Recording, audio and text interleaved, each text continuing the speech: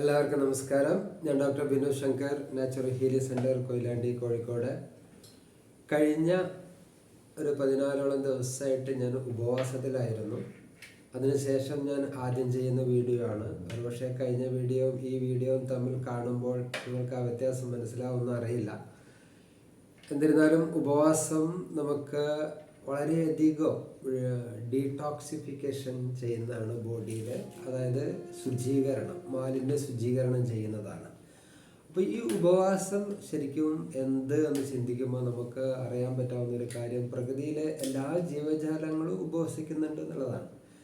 മിക്കവാറും നമുക്കറിയാം പല സസ്യങ്ങൾ, ഉദാഹരണം നമ്മുടെ മെയ്ഫ്ലവർ, കണിക്കൊന്ന പോലുള്ള സസ്യങ്ങളൊക്കെ കൊടും വേനലുകളിൽ ഇലകളെല്ലാം പൊഴിച്ച് നിൽക്കും. നമ്മളൊരു ചൂട് കൊണ്ടൊരു പക്ഷേ അത് ഉണങ്ങാൻ പോകുന്നൊരവസ്ഥയാണോ എന്ന് നമുക്കൊരു പക്ഷേ തോന്നും. പക്ഷേ മഴ വരുന്നതിന് മുമ്പേ തന്നെ ആ വേനൽ തന്നെ കണിക്കൊന്നയായാലും മെയ്ഫ്ലവർ ആയാലും പുഷ്പിച്ച് ഇലകളേക്കാൾ മൃദുലമായ പൂവാണ് ആ കൊടും ചൂടിലുണ്ടാവുന്നത് നമ്മൾ മനസ്സിലാക്കാം. അപ്പോൾ അത് ശരിക്കും വൃക്ഷങ്ങൾ ചെയ്യുന്ന, കാരണം പൂർണ്ണമായിട്ടും വൃക്ഷങ്ങളെ നമുക്കറിയാം സൂര്യപ്രകാശത്തിലെ ഇലകളുടെ ക്ലോറോഫിലിലൂടെയാണ് ഊർജ്ജം സംഭരിച്ചെടുക്കുന്നത്. ആ എല്ലാ ഇലകളും കൊഴിച്ച് കഴിഞ്ഞാൽ ശരിക്കും ഒരു ഉപവാസ തത്വമാണ് നമുക്കവിടെ കാണാൻ പറ്റുന്നത്. അതുപോലെ ദേശാടന പക്ഷികളൊക്കെ ദിവസങ്ങളോളം ആഹാരം കഴിക്കാതെ അങ്ങനെ പറക്കുന്നുണ്ട്. അതുപോലെ അടയിരിക്കുന്ന ജീവികൾ, ഇപ്പം നമ്മൾ കോഴിയൊക്കെ വീട്ടിൽ വളർത്തിയവർക്കൊക്കെ അറിയാം, ചില സമയങ്ങളിൽ പിടക്കോഴി 2 ദിവസമൊക്കെ മുട്ടയ്ക്ക് അടയിരുന്ന് കഴിഞ്ഞാൽ ചിലപ്പോൾ 2-3 ദിവസം ഒന്നും എഴുന്നേൽക്കാതെ അങ്ങനെ തന്നെ ഇരിക്കും.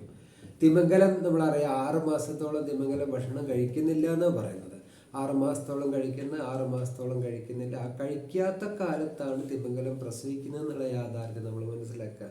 അങ്ങനെ ഈ സമൂഹത്തിലെ ഈ നമ്മളെ ചുറ്റുപാട് കാണുന്ന ജീവജാലങ്ങളിൽ മിക്ക ജീവജാലങ്ങളിൽ ഈ ഉപവാസ തത്വം നമുക്ക് കാണാൻ പറ്റുന്നുണ്ട്. ഒരു ഉദാഹരണം പറഞ്ഞാൽ, നമ്മളെ വീടുകളിൽ നോക്കുകയാണെങ്കിൽ ഈ ആട്, പശു പോറ്റുന്നവർക്കൊക്കെ അറിയാം, എന്തെങ്കിലും അതിന് വയറിന് എന്തെങ്കിലും അസ്വസ്ഥത കാര്യങ്ങളൊക്കെ വന്നാൽ ചിലപ്പോൾ 1-2 ദിവസം അത് വെള്ളമൊന്നും എടുക്കില്ല, വെള്ളം കുടിക്കില്ല, പുല്ല് കഴിക്കില്ല, ഒന്നും കഴിക്കാതിരിക്കും. പക്ഷേ 2 ദിവസം കഴിഞ്ഞാൽ അത് വീണ്ടും അത് കഴിച്ചു തുടങ്ങും. അങ്ങനെ ഈ ആഹാരം ലംഘിക്കുന്ന, ആഹാരം കഴിക്കാതെ നിൽക്കുന്ന ഒരവസ്ഥ ജീവജാലങ്ങളിലെല്ലാം കാണുന്ന പോലെ തന്നെ നമ്മൾ മനുഷ്യരിലേക്ക് നോക്കുകയാണെങ്കിൽ ലോകത്തുള്ള മുഴുവൻ മതങ്ങളിൽ എന്തുണ്ട്? ഉപവാസങ്ങളുണ്ട്. ഉപവാസം, വ്രതം, നോമ്പ് എന്ന പല പേരുകളിലായിട്ട് എല്ലാ മതങ്ങളിലും ഈ സമ്പ്രദായമുണ്ട്. മതങ്ങളൊക്കെ ഉണ്ടാകുന്നത് ജസ്റ്റ് 2500 വർഷം മുന്നോട്ടാണ് മതങ്ങളുടെ ഒക്കെ ആവിർഭാവം വരുന്നത്. നമുക്കറിയാം, ആദ്യ ലോകത്ത് മതം ഉണ്ടാക്കിയത് ശരിക്കും ബുദ്ധനാണെന്ന് പറയാം. 2500 വർഷം മുന്നേ ബുദ്ധമതം ഉണ്ടായ അതേ സമയത്ത് മഹാവീരൻ ജൈനമതത്തിന് രൂപം നൽകി. ശേഷം 2000 വർഷം മുന്നേ യേശു ക്രിസ്തുവിൻ്റെ അനുയായികൾ ബൈബിളിൻ്റെ അടിസ്ഥാനത്തിൽ ക്രിസ്തുമതത്തിന് രൂപം നൽകി. 1500 വർഷം മുന്നേ ഇസ്ലാം മതം രൂപീകരിക്കപ്പെട്ടു. അങ്ങനെ ഈ മതങ്ങളിലൊക്കെ എന്തുണ്ട്? ഉപവാസങ്ങളുണ്ട്, വ്രതങ്ങളുണ്ട്, നോമ്പുകളുണ്ട്, ഒക്കെ ഇത് നല്ല ആരോഗ്യത്തിന് വേണ്ടി. എന്നാൽ ഈ മതങ്ങൾ ഉണ്ടാകുന്നതിന് മുന്നേ നമുക്ക് എന്താ ഈ ലോകത്തെ സംസ്കാരങ്ങളല്ലേ? സിന്ധു നദീതട സംസ്കാരം, മെസോപ്പൊട്ടേമിയൻ, ഗ്രീക്ക്, റോമൻ സംസ്കാരം, അങ്ങനെ ലോകത്ത് ഡിഫറൻ്റായിട്ട് സംസ്കാരങ്ങളാണ്. ഈ സംസ്കാരങ്ങളെ കുറിച്ച് പഠിക്കുമ്പോൾ, ചരിത്രത്തിൽ പഠിക്കുന്നവർക്കൊക്കെ അറിയാം, ശിലായുഗ കാലഘട്ടത്തിൽ വരെ ആരാധനയുടെ ഭാഗമായിട്ട് ആഹാരം ഉപേക്ഷിക്കുന്ന രീതി ഒരു ആദിമ മനുഷ്യർ തന്നെ കണ്ടുവന്നിരുന്നു. ഓക്കെ, അപ്പോൾ അത് മനുഷ്യന് എത്രമാത്രം ഗുണമുള്ളത് കൊണ്ടാണ് ചരിത്രം പരിശോധിക്കുമ്പോൾ പോലും നമുക്ക് ഈ ഉപവാസ തത്വം നമുക്ക് കാണാൻ കഴിയുന്ന യാഥാർത്ഥ്യം നമ്മൾ മനസ്സിലാക്കേണ്ടതുണ്ട്. എന്നാൽ ഇന്ന് അതിനൊക്കെ ഒരു ച്യുതി വന്നിരിക്കുന്നത് എന്താണെന്ന് വെച്ചാൽ, മതങ്ങളിലുള്ള വ്രതങ്ങളൊന്നും ആരും പ്രോപ്പറായിട്ട് ചെയ്യുന്നില്ല എന്നുള്ളതാണ്. ഉദാഹരണം, ഏകാദശി വ്രതം എന്ന് പറയുന്നത് നമുക്കറിയാം, നമ്മൾ വെറും വെള്ളം മാത്രം, അല്ലെ തുളസിയിലിട്ട വെള്ളം മാത്രം, പഴച്ചാറുകൾ മാത്രം ഒക്കെ കഴിച്ചെടുക്കേണ്ട ഈ ഏകാദശി വ്രതത്തിന് ഇന്ന് നമ്മൾ എന്താ ചെയ്യുന്നത്? അരി കഴിക്കാതെ കടല, ചെറുപയർ, എന്തൊക്കെ അങ്ങനെയുള്ള പാരമ്പര്യങ്ങളെല്ലാം കഴിച്ചിട്ട് അടുത്ത ദിവസം പറയും, അയ്യോ നല്ല വിശക്കുന്നു, ഇന്നലെ ഒന്നും കഴിച്ചിട്ടില്ല, അങ്ങനെ പറയുന്ന ഒരു രീതിയാണ്. സത്യത്തിൽ ഒന്നും കഴിക്കാതെ പൂർണ്ണമായ പരിപൂർണ വിഷമം കൊടുക്കുന്ന ഒരവസ്ഥയാണ് ശരിക്കും ഉപവാസം. എന്ന് പറഞ്ഞാൽ അടുത്ത്, വാസം എന്ന് പറഞ്ഞാൽ വസിക്കുക. അപ്പോൾ ഉപവാസം എന്ന് പറഞ്ഞാൽ ഇത് എടുക്കുന്നതിനൊരു ലക്ഷ്യമുണ്ട്, ആ ലക്ഷ്യം എന്ന ചിന്തക്കെടുത്ത് നിങ്ങൾ വസിക്കുന്നു എന്നർത്ഥം. ഒരു ഉദാഹരണം, നോർമലി നമ്മുടെ ഇപ്പോൾ ശനിയാഴ്ച നമ്മൾ പറയും വ്രതം എടുക്കുന്നത് ശനീശ്വരന് വേണ്ടിയാണ്, നമുക്ക് കഷ്ടകാലം അല്ലേ, ശനി ഒക്കെ മാറാൻ വേണ്ടിയാണെന്ന്. പൊതുവെ പറയാറുണ്ട്. അത് എല്ലാ മതങ്ങളിലും ഉപവാസത്തിന് നമുക്ക് ഓരോ എന്തുണ്ട്, ഒരു നിശ്ചയമുണ്ട്. ഇത് ഇന്നതിനെടുക്കുന്നത് അല്ലെ, തിങ്കളാഴ്ച വ്രതം എന്നതിനാണ്, ശനിയാഴ്ച വ്രതം എന്നതിനാണ്, അല്ലെങ്കിൽ വ്യാഴാഴ്ച വ്രതം, ഷഷ്ടി വ്രതം എന്നതിനാണ്. അപ്പോൾ എന്തിനാണോ ഈ വ്രതം എന്നുള്ളത് നമ്മുടെ മാനസിക തലത്തിലേക്ക് കൊടുത്തുകൊണ്ട് അതിനു വേണ്ടി നമ്മൾ ഒരു ത്യാഗം, ഇഷ്ടത്തെ ത്യജിക്കാനാണ്. പൊതുവെ പറയാറുണ്ട് ത്യാഗനേകേ അമൃതത്വ മാനസു എന്ന് പറയാറുണ്ട്.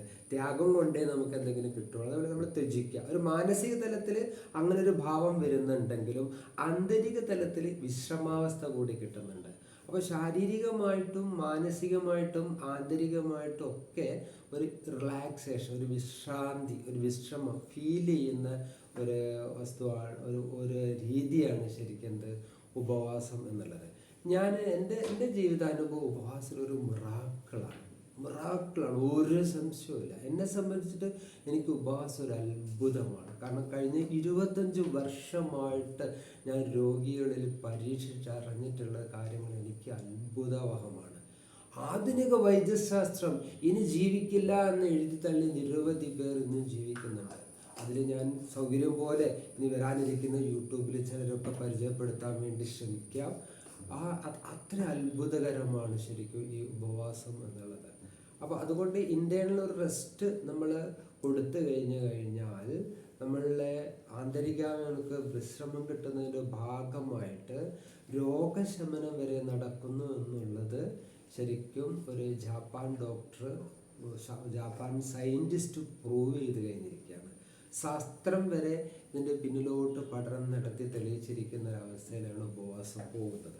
അപ്പോൾ പൊതുവേ ഇപ്പോൾ നമ്മൾ ഉപവാസത്തെക്കുറിച്ച് യൂട്യൂബ് ചാനലിൽ ഒക്കെ കുറഞ്ഞ സമയത്തേക്കുള്ള ഉപവാസം, ഇടവിട്ടുള്ള ഉപവാസം, ദീർഘോപവാസം എന്നുള്ള പല രീതിക്ക് ഉപവാസങ്ങളുണ്ട്.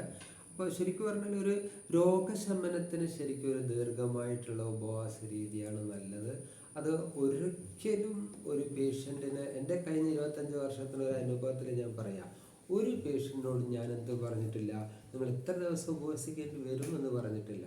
നമ്മളിപ്പോൾ ഒരു 4-5 ദിവസം നോക്കാമെന്ന് മാത്രമേ നമ്മൾ പൊതുവേ പറയാറുള്ളൂ. അങ്ങനെ ഉപവാസത്തിലേക്ക് വരുമ്പോൾ നമുക്ക് ഇവിടെ ശ്രദ്ധിക്കേണ്ട ഒരു വിഷയം എന്ന് പറഞ്ഞാൽ, പലപ്പോഴും ഒരു നേരം ഭക്ഷണം കഴിക്കാതിരിക്കുമ്പോൾ തന്നെ വിറയൽ വരിക, അല്ലെങ്കിൽ തലവേദന വരിക. അങ്ങനെ ഇപ്പോൾ എൻ്റെ ഈ വീഡിയോ കണ്ടുകൊണ്ടിരിക്കുന്ന പലർക്കും അങ്ങനെ ഉണ്ടെന്ന് അറിയാം. ഒരു നേരത്തെ ഭക്ഷണം സ്കിപ്പ് ചെയ്യുമ്പോൾ തലവേദന വരും, അല്ലെങ്കിൽ വിറയൽ വരും. അങ്ങനെ പലതരത്തിലുള്ള അസ്വസ്ഥതകളും വരുന്നവരുണ്ട്. അപ്പോൾ അത്തരക്കാർ നമ്മളടുത്ത് വന്നു കഴിഞ്ഞാൽ നമ്മൾ അവിടെ ആദ്യം ചെയ്യുന്ന അവരുടെ pH കറക്റ്റ് ചെയ്യുക ചെയ്യുന്നത്. pH കറക്റ്റ് ചെയ്യുക എന്ന് പറഞ്ഞാൽ നമുക്കറിയാം, നമ്മളെ അമ്ലക്ഷാരാനുപാതിക ബോഡിയിൽ കറക്റ്റ് ചെയ്യേണ്ട ആവശ്യമുണ്ട്. അപ്പോൾ ധാരാളം പഴങ്ങളും പച്ചക്കറികളും മുളപ്പിച്ചതും അങ്ങനെയുള്ളതെല്ലാം കൊടുത്ത് pH ഒന്ന് കറക്റ്റ് ചെയ്തിട്ട് പതുക്കെ അവർ ഉപവാസത്തിലേക്ക് കൊണ്ടുവരുന്ന സമയത്ത് ഒരു 2 ദിവസം ഫാസ്റ്റിംഗ് ചെയ്യുമ്പോഴേക്കും 3-ാമത്തെ ദിവസം അവർക്ക് വിശപ്പില്ല. എത്രയോ പേർക്ക് വിശപ്പ് നഷ്ടപ്പെടുകയാണ്, പൂർണ്ണമായിട്ടും വിശപ്പ് നഷ്ടപ്പെടും. അങ്ങനെ ആ നഷ്ടപ്പെട്ട വിശപ്പ് തിരിച്ചു വരെ വെയിറ്റ് ചെയ്യാൻ വേണ്ടി മാത്രമേ ഞാൻ പറയാറുള്ളൂ. നല്ല വിശപ്പ് വന്നിട്ട് നിങ്ങൾക്ക് ഭക്ഷണം കഴിക്കാമെന്ന് മാത്രമേ പറയാറുള്ളൂ. നമ്മൾ വിചാരിക്കും ഓരോ ദിവസവും ഉപവാസം കഴിയുന്ന സമയത്ത് നമുക്ക് ക്ഷീണമാണെന്ന് വിചാരിക്കും. ഇത് അനുഭവിക്കുന്നവർക്ക് അറിയും. കഴിഞ്ഞ 14 ദിവസത്തെ എൻ്റെ എക്സ്പീരിയൻസ് ഞാൻ ഈ എല്ലാ വർഷവും കണ്ടിന്യൂസ് ആയിട്ട് ഞാൻ ഉപവസിക്കാറുണ്ട്. പക്ഷേ ഈ തവണത്തെ എക്സ്പീരിയൻസ് ഞാൻ ഒന്ന് ഷെയർ ചെയ്യാം. ആദ്യത്തെ 2 ദിവസം ഉപവാസം കഴിഞ്ഞപ്പോൾ വായ്ക്ക് ഒരു ചെറിയൊരു അരിചെല്ലാം വന്നു, കുറച്ചൊരു ക്ഷീണമൊക്കെ തോന്നി, റെസ്റ്റ് എടുത്തു. പിന്നെ 3-ാമത്തെ ദിവസം 4-ാമത്തെ ദിവസം കഴിയുമ്പോൾ എനിക്ക് ക്ഷീണം കുറഞ്ഞു വരുന്ന അവസ്ഥയാണ് ഉണ്ടായത്. കുറഞ്ഞു വരികയാണ്. പിന്നെ എലിമിനേഷൻ, ബോഡി ക്ലീൻസിങ് നടക്കും. ഒരുപക്ഷെ ചില ആൾക്കാർ ഛർദ്ദിക്കെല്ലാം ചെയ്യും. എന്നെ സംബന്ധിച്ച് എനിക്ക് വയറിളക്കം വന്നു, നന്നായിട്ട് വയറിളകിപ്പോയി. നന്നായിട്ട് കഫ് ഉണ്ടായിരുന്നു, കുറച്ച് സൈനസൈറ്റിസിലൊക്കെ അത് നന്നായിട്ട് ഡിസ്ചാർജ് ചെയ്ത് പോയി.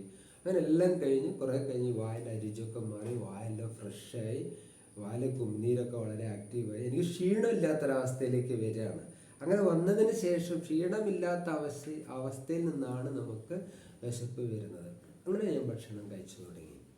കുറേച്ചോ അതേപടി എങ്ങനെയാണോ അത് ഉപവാസത്തിലേക്ക് പതുക്കെ വന്നത് അതേപോലെ തന്നെ ഒറ്റയടിക്ക് നമ്മൾ ഭക്ഷണം കഴിക്കില്ല. എപ്പോഴും ഉപവാസം എടുത്തു കഴിഞ്ഞാൽ അത് തിരിച്ചു വരുന്നത് ലോങ് ഫാസ്റ്റിംഗ് ആണ്. തിരിച്ചു വരുമ്പോൾ ശ്രദ്ധിക്കണം, 2-3 ദിവസം ജ്യൂസെല്ലാം കഴിച്ച് ഫ്രൂട്ട്സ് എല്ലാം കഴിച്ച് പതുക്കെ നമ്മൾ ഭക്ഷണത്തിലേക്ക് തിരിച്ചു വരുന്നു. അപ്പോൾ നമ്മൾ വയറ് കംഫർട്ടബിൾ ആയിരിക്കും. ഓക്കെ, അപ്പോൾ ഇതൊരു ലോങ് ഫാസ്റ്റിംഗ് കഴിഞ്ഞ് 25 വർഷമായിട്ട് എൻ്റെ എക്സ്പീരിയൻസ് ആണ്. എനിക്ക് അത്ഭുതമാണ്. എൻ്റെ ഉപവാസത്തിൽ വളരെ മാരകമായിട്ടുള്ള രോഗങ്ങൾ മാറിയവരെയും കാലാകാലം പ്രയാസത്തിലിരുന്ന് ഇനി ഇത് ഏതൊക്കെ രോഗങ്ങൾ മാറ്റാന്ന് പറഞ്ഞാൽ നിരവധി. എൻ്റെ എക്സ്പീരിയൻസിൽ ഏറ്റവും കൂടുതൽ ഞാൻ എടുത്തിരിക്കുന്ന കേസ് ഹാർട്ട് ഡിസീസാണ്. ഹാർട്ട് ഡിസീസ് ശരിക്കും വളരെ സുഖമായിട്ട് മാറുന്ന ഒരു അസുഖമാണ്. അതുപോലെ തന്നെ ശരിക്കും നമ്മുടെ ഈ ആസ്മയ്ക്ക് ഇൻഹേലർ എടുക്കുന്ന കേസ് എത്രയോ കേസുകൾ മാറിയിട്ടുണ്ട്. ഇൻഹേലർ പൂർണ്ണമായിട്ട് ഒഴിവാക്കാൻ സാധിക്കുന്നുണ്ട്. അങ്ങനെ നിരവധി ആരോഗ്യം, ഫാറ്റി ലിവറിൻ്റെ കാര്യം പറയുക വേണ്ട. ഇതെല്ലാം നമുക്ക് ഒരുപാട് ശാരീരിക അസ്വസ്ഥതകൾ കുറയ്ക്കാൻ പറ്റുന്നതാണ്. ഇനി രോഗശമനം ഉപവാസത്തിലൂടെ എങ്ങനെ സംഭവിക്കുന്നുള്ളത് ഞാൻ അടുത്ത വീഡിയോയിലേക്ക് വരാം. ഞാൻ ഉപവാസത്തെക്കുറിച്ച് ചെറിയൊരു ഇൻട്രൊഡക്ഷൻ എന്താണെന്നാണ്, എങ്ങനെ ഉപവാസം കൊണ്ട് രോഗശമനം സംഭവിക്കും നമുക്ക് അടുത്ത വീഡിയോയിൽ കാണാം. എല്ലാവർക്കും ഈ വീഡിയോ ഇഷ്ടമായെങ്കിൽ ലൈക്ക് ചെയ്യുക, ഷെയർ ചെയ്യുക, സബ്സ്ക്രൈബ് ചെയ്യുക. Okay, thank you very much.